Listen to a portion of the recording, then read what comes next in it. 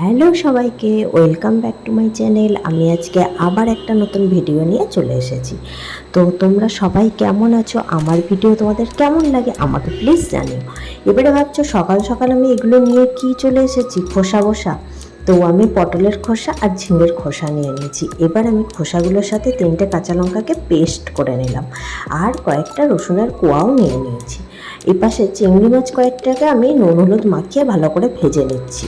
চিংড়ি মাছগুলোকে ভেজে নেওয়ার পরে আমি এবার কড়াইয়ের মধ্যে আরেকটু তেল দিয়ে দিচ্ছি। তেল দিয়ে একটু কালো জিরে আর শুকনো লঙ্কা দিয়ে দিলাম, আর রসুনটা থেতো করে রাখা রসুনটাও দিয়ে দিচ্ছি।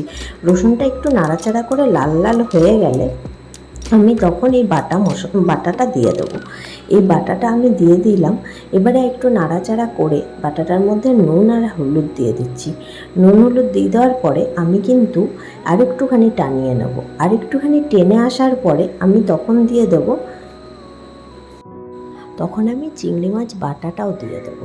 চিংড়ি মাছ বাটাটা দিয়ে দেওয়ার পরে আমি একটুখানি চিনি দিয়ে দিলাম, আর একটা কাঁচা লঙ্কা দিয়ে দিলাম।